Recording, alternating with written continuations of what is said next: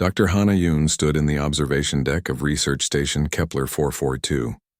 She looked through the massive window at the planet below. The planet glowed blue and green, reminding her of Earth. She smiled. This was her favorite place on the entire station. Hannah was a scientist who studied alien life. She had worked on the station for 3 years.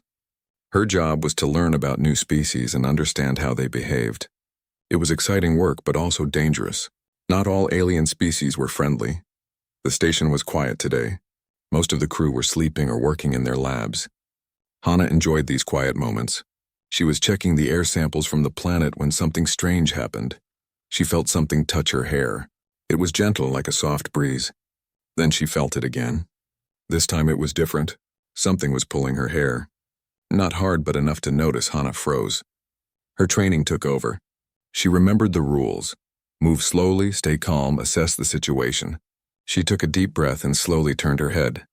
On her shoulder sat a small creature. It was about the size of a cat.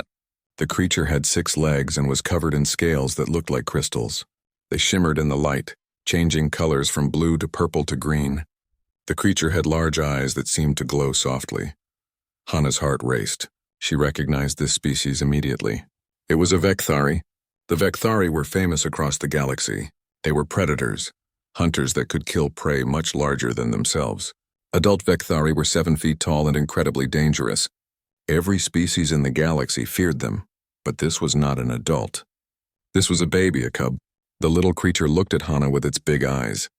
It made a soft chirping sound. Then it did something unexpected. It pressed its head against Hannah's neck and made a purring noise. The cub was scared. Hannah could see it in the way it trembled slightly. Its claws, which should be sharp and deadly, were pulled back. The little creature wasn't trying to hurt her. It was looking for comfort. Hannah stayed very still. She knew that one wrong move could make the cub panic. A panicked Vekthari cub, even a small one, could still hurt her badly. She spoke softly, keeping her voice calm and gentle. The door to the observation deck suddenly burst open. Lieutenant Jiho Park rushed in. He was the station's security officer. He had a weapon in his hands, pointed at the cub. "Dr. Yoon, step away from that creature," Jiho shouted. His face was tense with worry. "No," Hannah said quietly. "Don't move. Don't make any sudden movements. That's a Vekthari. We need to get you out of there now," Jiho insisted. "It's a baby, Jiho. It's scared. If I move too fast, it will attack out of fear. Just stay calm and lower your weapon." Jiho hesitated. He trusted Hannah's knowledge about alien species, but this was different. This was a Vekthari. He slowly lowered his weapon, but kept it ready. Another person entered the room. It was Minho Choi, Hannah's young assistant. He carried scanning equipment. Minho's eyes went wide when he saw the cub. Minho scanned the cub. "I need to know its condition," Hannah said softly. Minho moved carefully. He was nervous, but he trusted Hannah. He activated his scanner and pointed it at the small creature. The device beeped softly as it collected data. "It's scared," Minho said, reading the results. "Its stress levels are very high, but it's not showing any aggression. Actually, the scanner shows that it's displaying attachment behavior. It sees you as safe, Dr. Yoon." The cub chirped again and nuzzled closer to Hannah. She could feel its tiny heart beating fast against her shoulder. "The cub is also hungry and dehydrated," Minho added. "It's been alone for at least 2 days." Hannah's mind raced. A Vekthari cub alone on a human station meant that adult Vekthari were probably looking for it. And when adult Vekthari came looking for their young, they came ready for war. Commander Soha Kim arrived next. She was the station director, a practical woman who made difficult decisions every day. She looked at the situation and immediately understood the problem. "How did a Vekthari cub get on my station?" Soha asked. "It must have come from one of the cargo ships," Minho suggested. "We had 3 ships dock yesterday. The cub probably got lost and wandered onto one of them. And now the adults will come looking for it," Jiho said grimly. "They're already coming," said another voice. It was the communications officer, speaking through the intercom. "Commander, we're detecting a Vekthari ship approaching. It will be here in less than an hour." Everyone in the room tensed. A Vekthari ship meant a hunting pack. If they thought humans had harmed their cub, the station could become a battlefield. "We should tranquilize it and prepare for evacuation," Jiho said. "No," Hannah said firmly. "If we drug the cub, the adults will smell it immediately. They'll know we injected their baby with something. They won't stop to ask questions. Then what do you suggest? Soha asked. Hana took a deep breath. What she was about to propose was crazy. It went against every safety protocol. But it was also their only chance. Let me take care of the cub, she said. Let me feed it, comfort it, make sure it's healthy. When the adults arrive, I'll show them that we protected their child, that we treated it with kindness and respect. That's incredibly dangerous, Jiho protested. You're asking us to trust that the Vekthari will be grateful instead of angry. Yes, Hana said. That's exactly what I'm asking. This is our chance to make first contact with a species that everyone fears. We can show them that humans are different, that we care about the weak and the lost even when they're not our own species. Soha looked at Hana for a long moment. Then she looked at the cub, which was now making soft, sleepy sounds on Hana's shoulder. The commander made her decision. All right, Soha said. We do this your way, Dr. Yoon. Minho, help her prepare proper food for the cub. Jiho, get your security team ready, but tell them to stay out of sight. I want them prepared for trouble, but I don't want to look threatening. And me? Hana asked. You have less than an hour to make friends with a baby predator, Soha said. Make it count. Hana carefully moved to a chair and sat down. The cub adjusted its position on her shoulder. She began to hum softly, a gentle tune her mother used to sing to her. The cub's ears twitched, and it made a happy chirping sound. Minho returned quickly with a nutrient mixture.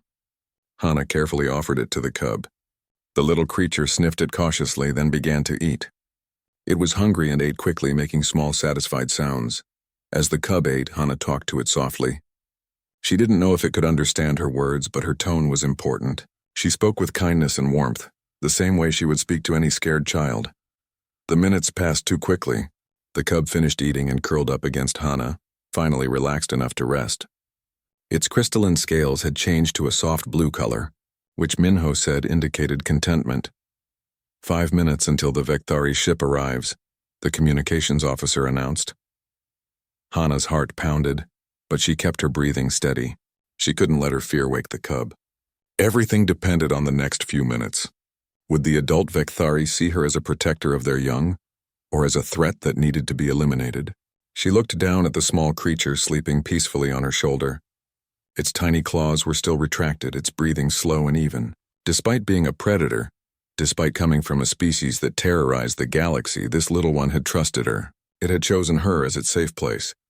They're here, Jiho said quietly. The ship just docked. Hana closed her eyes for a moment. Then she opened them and stood up carefully, supporting the cub. Whatever happened next would change everything. For better or worse, humanity's relationship with the Vekthari would be decided in the next few moments. The cub stirred and looked up at her with its large, trusting eyes. Hana smiled at it despite her fear. It's okay, little one, she whispered.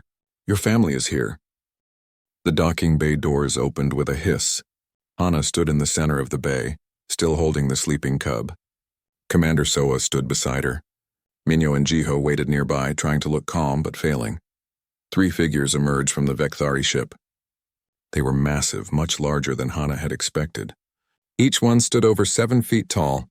Their crystalline scales rippled with colors that shifted from red to orange. Hana knew that red meant anger or alarm. The lead Vekthari moved forward with smooth, deadly grace. Every movement showed power and control. This was a hunter, a predator at the top of the food chain. The alien wore a translation device on its neck. I am Vex Kura, pack leader. The translator device spoke in clear, precise human language. You have my offspring. Return it now. The voice was not a request. It was a command. Hana could see Jiho's hand move slightly toward his weapon. She gave him a small shake of her head. Any sign of aggression now would be fatal. Yes, we have your child, Hana said, keeping her voice steady. The cub came aboard our station by accident. We found it scared and hungry. I have been caring for it according to Vekthari protocols. Vexukura's scales flickered. The colors didn't change to a calmer shade. She moved closer, and Hana forced herself not to step back. The Vekthari leader stopped just a few feet away. You know our protocols? Vexkura asked. There was surprise in the translated voice. I am a xenobiologist, Hana explained. I study alien species. I have read everything available about your people. I know that Vekthari cubs need specific nutrients. I know they respond to certain sound frequencies for comfort. I know they must not be separated from familiar scents or they panic. Hana carefully adjusted her hold on the cub, showing how she supported its body properly. The cub stirred slightly but didn't wake. I have kept your child close to me, Hana continued. I have fed it the proper nutrition mixture. I have hummed the calming frequencies. Your cub has been safe and protected. The other two Vekthari moved to flank their leader. One of them, slightly smaller than Vexkura, spoke. This could be deception. Humans could have harmed our young and now try to hide it. Then scan the cub, Minho said suddenly. Everyone looked at him. The young researcher held up his scanning device. Our scans show the cub is healthy, well-fed, and calm. You can verify this with your own equipment. Vexkura tilted her head, studying Minho.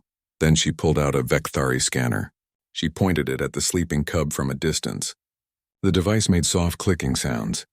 The seconds stretched out. Hana could hear her own heartbeat. The cub shifted in her arms and made a small, contented sound.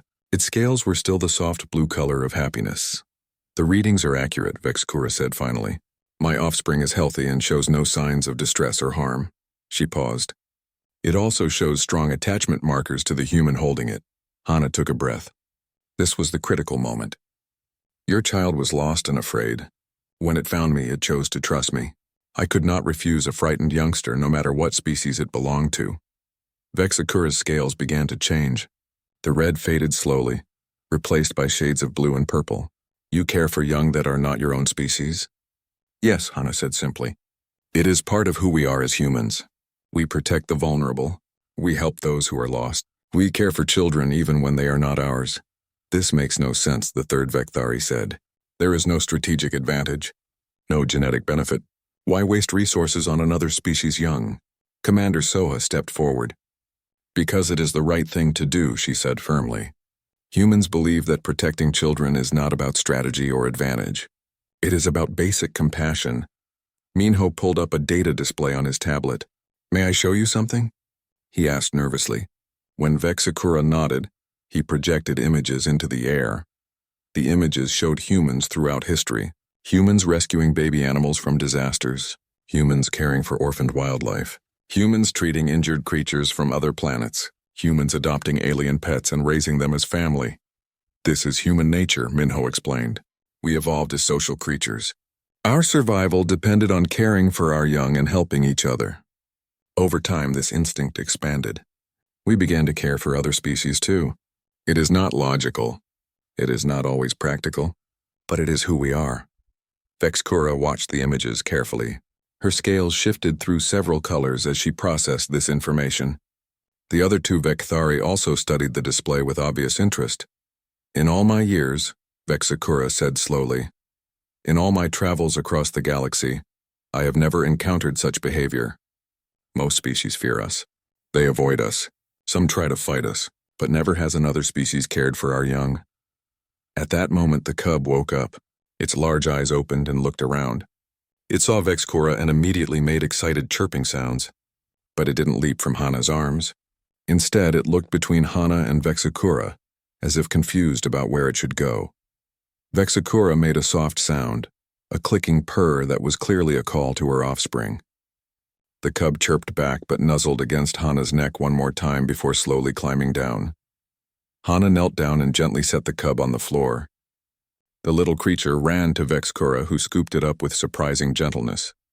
The pack leader examined her offspring carefully, checking for any signs of injury. The cub chirped and gestured back at Hana. It seemed to be telling its mother something. Vexkura listened, her scales shifting to a deep, thoughtful blue. My offspring speaks highly of you, Vexkura said to Hana. It says you sang to it. You held it when it was afraid. You made it feel safe, Hana smiled. Your child is very brave. It was lost and alone, but it chose to trust instead of attack. That takes courage. Vexkura was quiet for a long moment. When she spoke again, her words surprised everyone. I wish to understand humans better. This behavior, this caring for another species' young, is unprecedented in my experience. I propose an exchange of knowledge. My pack will remain on this station for one lunar cycle. We will observe you. We will learn from you, and perhaps you can learn from us. Commander Soha looked stunned. You want to stay here? On our station? Yes, Vexkura said. The Vekthari have been alone in the galaxy for too long. Other species fear us and avoid us. But you did not. You showed kindness to our most vulnerable. This deserves exploration, Jiho stepped forward. Commander, I must advise caution. We don't know if this is safe. I understand your concern, Lieutenant, Soha said. Then she looked at Vexkura. But I believe this is an opportunity we cannot refuse. If the Vekthari are willing to try understanding us, we must be willing to try understanding them.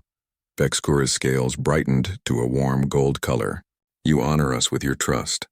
We will honor you with our presence. Let this be the beginning of something new. The smaller Vekthari, who had been silent until now, spoke. I am Korthan, mate of Vexkura. I am curious about human sounds. The music you create. May I learn about this? Minho grinned. I can show you our music library. We have thousands of recordings from all of human history. The third Vekthari, younger and more energetic, addressed Jiho. You are a warrior. I am Valkyra, a hunter. Perhaps we can train together. Compare our methods. Jiho looked surprised but nodded slowly. I suppose that could be arranged. Hana looked at the cub in Vexakura's arms. The little creature was looking at her with those big, trusting eyes. She reached out slowly, and the cub extended one small paw to touch her hand. What is your child's name? Hana asked. We call it Kyo, Vexakura said. It means the one who brings unexpected change. It seems my offspring has earned its name well. Commander Soha smiled. Then welcome to Research Station Kepler 442, Vexkura and your pack. Let us see what we can learn from each other. As the Vekthari were shown to their quarters, Hana felt a sense of wonder.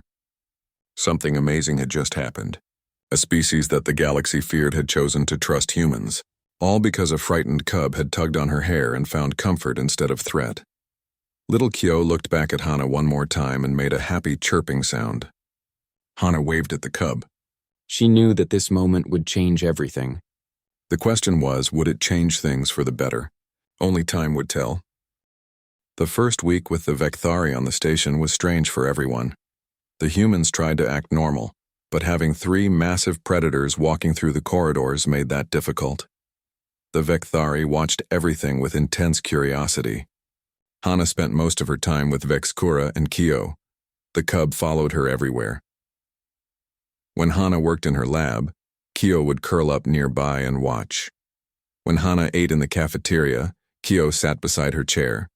The little creature had clearly decided that Hana was part of its pack now. Vexkura found this fascinating. She asked Hana constant questions about human behavior. Why did humans shake hands when they met? Why did they smile so much? Why did they spend time doing things that had no survival value, like playing games or creating art? Hana tried to explain that humans were social creatures. They needed more than just food and safety. They needed connection, joy, and purpose. These things made life worth living. Vexkura struggled to understand this. For the Vekthari, life was simple. Hunt, survive, protect the pack. Everything else was unnecessary. But she listened carefully to Hana's explanations, trying to grasp these strange human concepts. Meanwhile, Minho worked with Korthan in the music room. The quiet Vekthari sat for hours listening to human music. He started with simple melodies and gradually moved to complex symphonies. One day, Korthan asked Minho to play a sad song. Minho chose a piece about loss and longing. When the music ended, Korthan's scales had turned a deep purple color that Minho had never seen before. That sound made me feel something, Korthan said quietly. Something I have no words for. It was like remembering pain but also finding beauty in the memory. Minho smiled. That's what music does. It makes us feel emotions deeply. It helps us process our experiences and connect with others who have felt the same way. Korthan looked at the young researcher with new understanding. Your species has found a way to share feelings without words. This is powerful. Jiho had his own surprising experience with Valkyra. The young Vekthari hunter was eager to learn human combat techniques. Jiho was cautious at first, but he quickly realized that Valkyra was genuinely interested in learning, not testing human weaknesses. They trained together in the station's gym. Valkyra showed Jiho how Vekthari used their 6 limbs for incredible agility and their scales for protection. Jiho showed Valkyra how humans use strategy and tools to overcome physical limitations. You are weak in body, Valkyra observed one day. But strong in mind. You do not rely on natural weapons. You create them. You do not rely on natural armor. You build it. This is clever, Jiho laughed. We learned long ago that we couldn't outrun predators or outmuscle them, so we learned to outthink them instead. Valkyra's scales shifted to an interested green. And you still protect the weak, even though you are not the strongest. This is unusual. Most species, the strong dominate the weak. That's what makes us human, Jiho said. We believe that protecting the weak makes everyone stronger. A society where only the strongest survive is a society that loses valuable minds, talents, and perspectives. Everything changed on the 8th day. An emergency alarm rang through the station. A mining colony on the planet below had sent a distress signal. There had been a major geological event. 37 miners were trapped deep underground. Commander Soha called an emergency meeting. The situation was dire. The miners were trapped in unstable caverns filled with toxic gases. Human rescue equipment could not reach them in time. The air in the caverns would kill any human rescuer within minutes, even with protective suits. The specialized rescue equipment won't arrive for 3 days, Soha said grimly. The miners don't have 3 days. They have maybe 24 hours. Then they will die. One of the human engineers said sadly. There is nothing we can do. There is something we can do. Everyone turned to see Vexakura standing in the doorway. She had been listening. Vekthari can survive in toxic environments. Our bodies filter dangerous gases.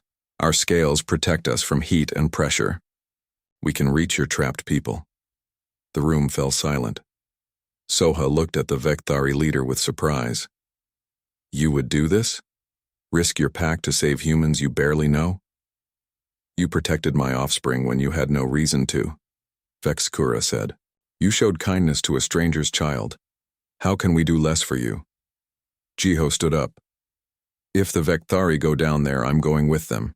It's my duty to protect the people on this station, including rescue operations.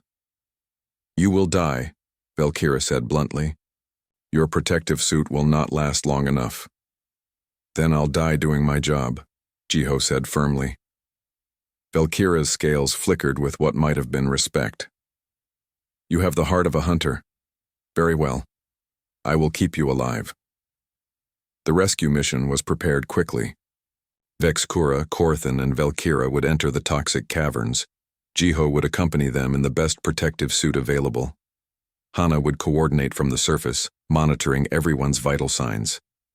As they prepared to descend into the planet, Kyo clung to Hana. The cub sensed danger and was frightened. Hana held the small creature close. Your mother is very brave, Hana whispered to Kyo. She's going to save our people. The rescue team descended into the collapsed mine. The caverns were worse than expected. Rocks were still shifting.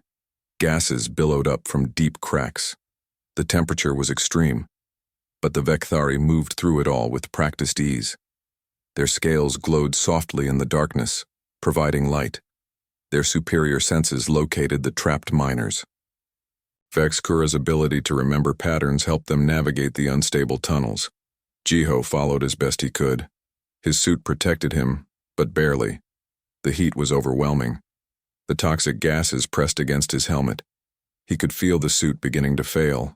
Then disaster struck. A section of tunnel collapsed behind them and sharp rocks tore through Jiho's suit. Toxic gas rushed in. Jiho gasped and fell to his knees. Valkyra was there instantly. The young Vekthari grabbed Jiho and did something amazing. She pressed her face close to his helmet and exhaled directly into the torn section. Her breath contained filtered oxygen, clean and breathable. Breathe, Valkyra commanded. I can filter enough oxygen for both of us, but you must stay close. Jiho had no choice. He stayed pressed against Valkyra as they continued forward. The Vekthari was sharing her own life force to keep him alive. It was an act of incredible trust and compassion. They found the trapped miners huddled in a small chamber. The humans were frightened and running out of air. When they saw the 3 massive Vekthari approaching, some screamed in fear. Do not fear. Vexkura's translator spoke calmly. We are here to rescue you.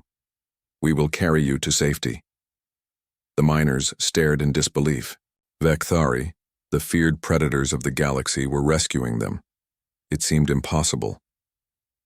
One by one, the Vekthari carried the miners out. Vexkura took 5 at once, holding them gently despite her strength. Kor then carried 4, moving slowly to keep them safe. Velkira carried 3 with one arm while keeping the other around Jiho, still sharing her breath with him. The journey back was long and dangerous, but the Vekthari navigated every obstacle. When rocks fell, they shielded the humans with their own bodies. When gases surged, they filtered the air. When the path seemed impossible, they found another way.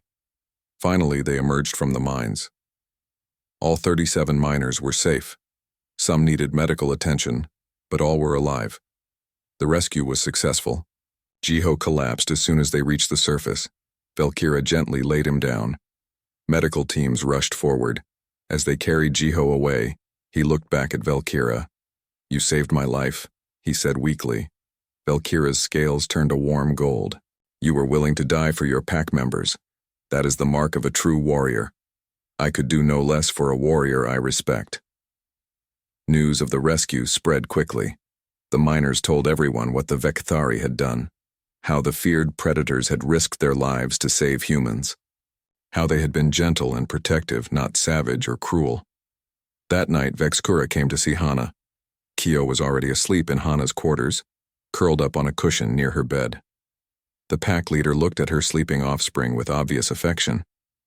"My pack has learned much about humans," Vexkura said quietly. "We came to observe and understand. But we have found something more valuable. We have found that cooperation makes both species stronger." Hana smiled. "And we have learned that the galaxy's most feared predators have hearts as well as claws." Vexkura's scales shimmered with many colors. "I wish to propose something unprecedented. My people have been alone too long. We need allies. We need friends. Would humans consider a formal alliance with the Vekthari?" Hana felt her heart race. This was bigger than she had ever imagined. An alliance with the Vekthari would change everything. For humanity. For the Vekthari. For the entire galaxy. "I think," Hana said carefully, "that is a question for Commander Soha and the Earth government. But I can tell you what I personally believe. I believe that any species capable of such compassion and bravery would make excellent allies." Vexkura nodded. "Then let us see what the future holds. Together." News of the proposed alliance spread through human space like wildfire. Some people celebrated. Others panicked. The Vekthari had a reputation as the most dangerous predators in the galaxy. Many humans could not believe that such creatures wanted peace. 3 weeks after the rescue mission, a special delegation arrived at the station. They came from Earth's Galactic Council. Leading them was Ambassador Hyunwoo Lee, a diplomat with 30 years of experience in alien relations. Ambassador Lee was a careful man. He had seen many first-contact situations. Some went well. Others ended in disaster. He did not trust easily, especially when it came to species with violent reputations. His team included military advisors, scientists, and political analysts. They all came with one purpose: determine if the Vekthari could be trusted. If not, the alliance would be rejected, no matter what the station crew believed. Commander Soha arranged a formal meeting in the station's main conference room. Hana, Minho, and Jiho were there to present their findings. The 3 Vekthari sat on one side of the table. The Earth delegation sat on the other. Ambassador Lee wasted no time. "I have read the reports," he said. "They paint a very positive picture of the Vekthari.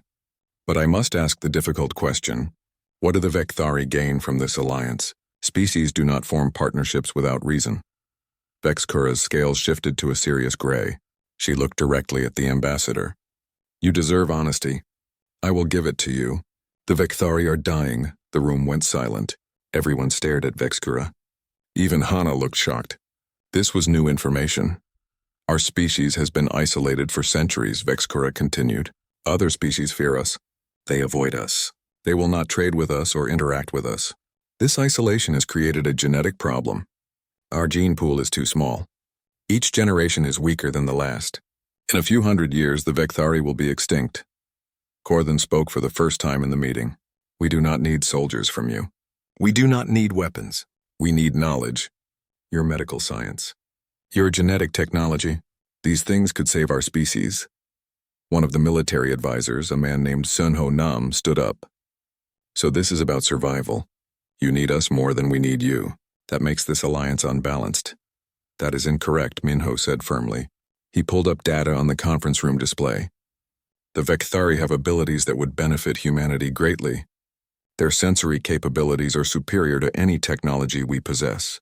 Their memory and pattern recognition could revolutionize space exploration. Their physical abilities make them ideal for dangerous rescue operations. We saved 37 human lives, Valkyra added. How many more could we save with proper cooperation? How many dangerous missions could be made safer with Vekthari assistance? Jiho stood up, still moving carefully from his injuries. Ambassador Lee, I was skeptical of the Vekthari. I thought they were dangerous. I was wrong. Valkyra saved my life by sharing her own breath. She could have left me to die. No one would have blamed her. But she didn't. She risked herself for me. He looked at Valkyra with obvious respect. That kind of loyalty, that kind of courage is exactly what you want in an ally. The Vekthari have proven themselves through action, not just words. Ambassador Lee sat back in his chair thinking. He looked at the data Minho had presented. He looked at the Vekthari, sitting calmly despite being judged. He looked at Kyo, who was curled up beside Hana's chair, fast asleep. Dr. Yoon, the ambassador said, you have spent the most time with the Vekthari. In your professional opinion, can they be trusted? Hana chose her words carefully. Trust is not given instantly. It is built over time. The Vekthari have begun that process. They have shown compassion, courage, and honesty. They have shared their vulnerabilities with us. They have asked for help instead of taking by force. She paused, looking at Vexikura. The Vekthari are predators. That will never change. But predators can choose what kind of predators they want to be. These individuals have chosen to be protectors instead of destroyers. That deserves recognition and support. Sun Ho Nam was not convinced. What about other Vekthari? This pack seems friendly, but what about the rest of their species? Will they all accept humans? That is a valid concern, Vexikura acknowledged. I cannot speak for all Vekthari. But I am a pack leader with significant influence. If this alliance succeeds, other packs will follow our example. The Vekthari respect strength and results. We can show them both. The discussions continued for 3 days. Ambassador Lee interviewed everyone on the station. He reviewed every recording of interactions between humans and Vekthari. He consulted with experts on Earth. He studied historical data from other species' encounters with the Vekthari. During this time, something else happened. The delegation members began to interact with the Vekthari informally. They saw Kyo playing with human children in the recreation area. They watched Korthan help a human musician understand complex sound patterns. They observed Valkyra training with the station's security team. Even Sun Ho Nam, the biggest skeptic, had a revealing moment. He was in the cafeteria when a young crew member dropped his tray. Food went everywhere. The crew member was embarrassed and upset. Vexikura was sitting nearby. Without a word, she got up and helped the young man clean up the mess. She was gentle and patient, treating the embarrassed human with kindness. Sun Ho watched this with surprise. Later, he asked Vexikura about it. Why did you help him? You are a pack leader. That was not your responsibility. Vexikura's scales turned a soft blue. I have learned from humans that a strong community helps all its members, not just the leaders. This young one was distressed. Helping him costs me nothing but makes the community better. Is this not the human way? Sun Ho had no response.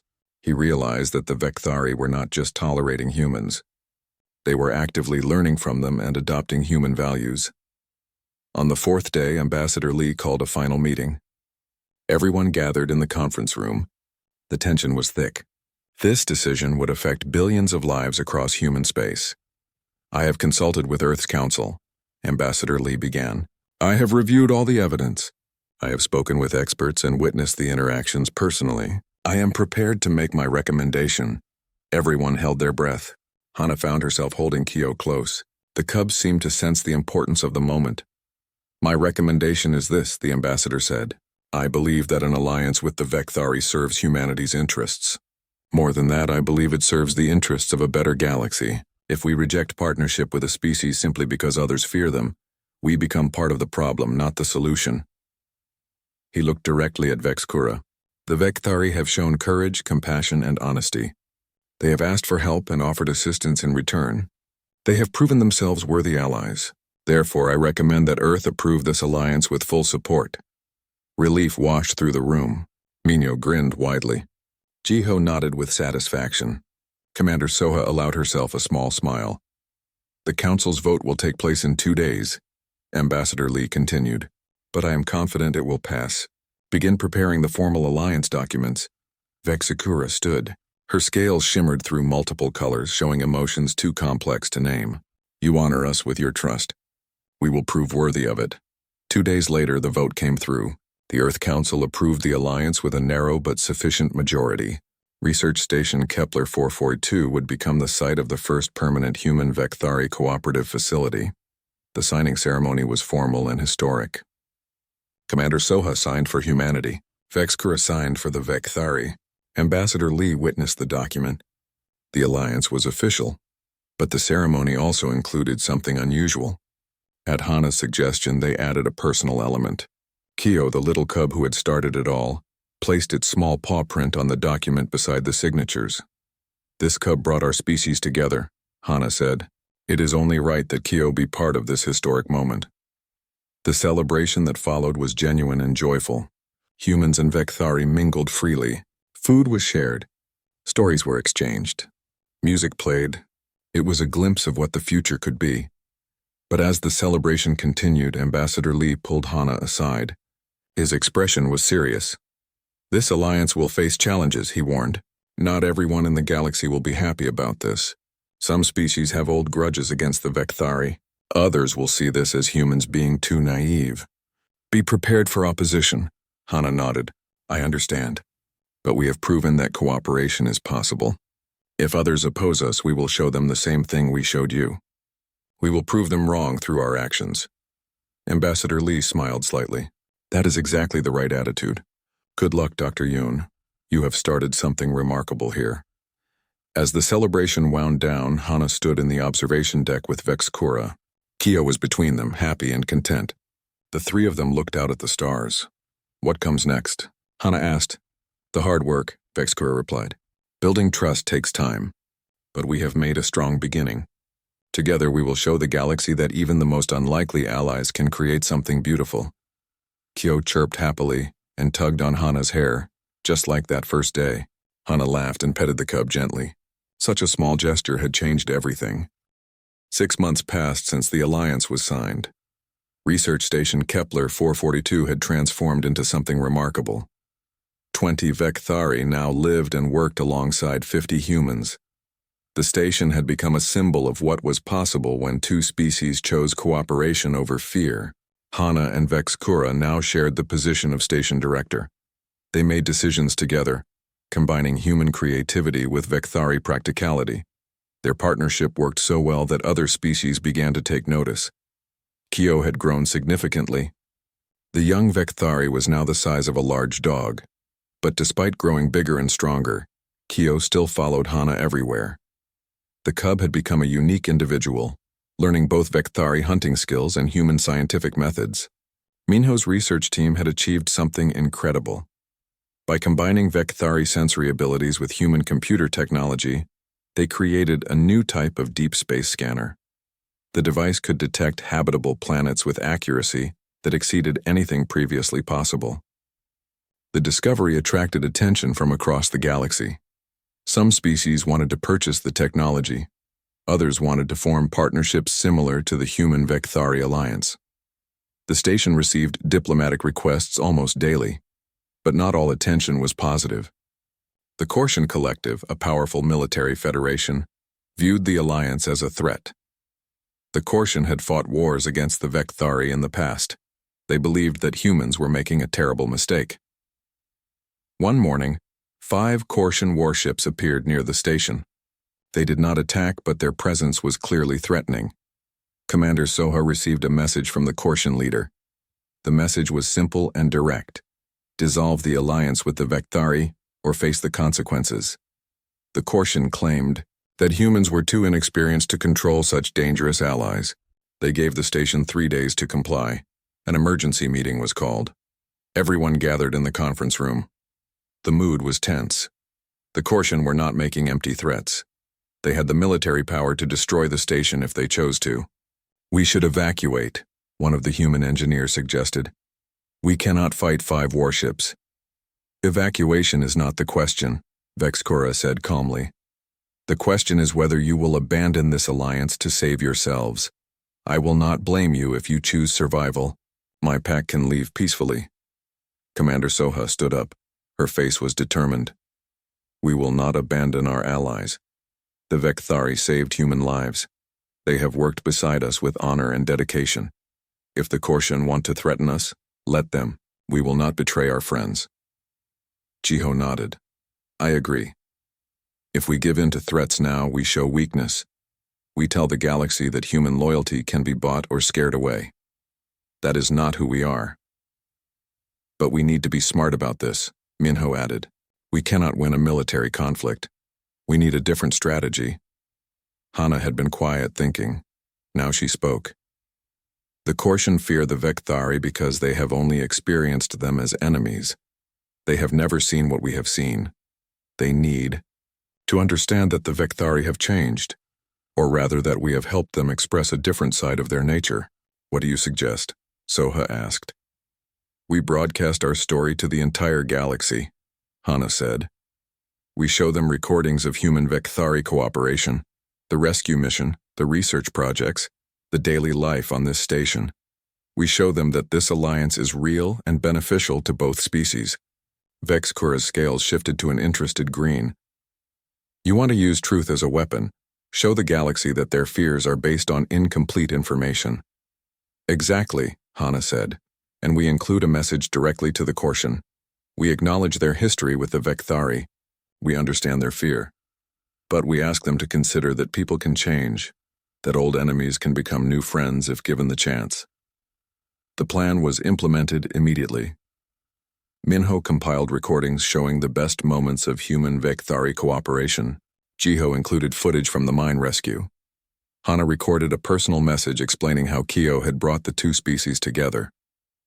The broadcast was sent across all galactic communication channels. Within hours, billions of beings across hundreds of worlds had seen it. The response was overwhelming. Many species expressed support for the alliance. They sent messages of encouragement. Some offered to mediate with the Corsian. Others proposed forming similar cooperative ventures with species they had previously avoided. The Corsian leadership was caught off guard. They had expected humans to either surrender or prepare for battle. They had not expected a publicity campaign that made them look like aggressive bullies picking on a peaceful alliance. Public opinion in the galaxy shifted rapidly. Species that had neutral positions began speaking in favor of the human Vekthari alliance. The Galactic Council called an emergency session to discuss the situation. Ambassador Hyunwoo Lee spoke at the council meeting. His speech was powerful and clear. He argued that the galaxy had operated on fear and isolation for too long. The human Vekthari alliance proved that even the most unlikely partnerships could work with effort and good faith. The council voted to support the alliance. More importantly, they passed a resolution encouraging other species to pursue similar cooperative ventures. The galaxy's diplomatic landscape was changing. Faced with overwhelming opposition and no support, the Corsian withdrew their warships. They did not apologize, but they sent a message acknowledging that times were changing. The threat was over. The victory was celebrated throughout the station. But more important than the victory was what came next. 3 other species formally requested to establish diplomatic missions on the station. They wanted to learn how human Vekthari cooperation worked. They wanted to replicate it with their own potential allies. Research Station Kepler 442 became the most important diplomatic facility in the galaxy. It was no longer just a human station or a research outpost. It was a symbol of what the galaxy could become. The medical team achieved a major breakthrough. They successfully developed a treatment that increased Vekthari genetic diversity. The first Vekthari kit born with the enhanced genetics was healthy and strong. Vexkura named the kit Hana Kyo, combining a human name with a Vekthari suffix. It was an honor that moved Hana to tears. Jiho and Velkira established a joint security training program. They taught both species how to work together in crisis situations. Their methods proved so effective that other species asked to participate. The program became a model for interspecies military cooperation.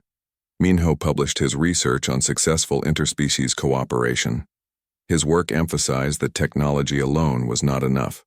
Emotional intelligence, cultural understanding, and genuine respect were equally important.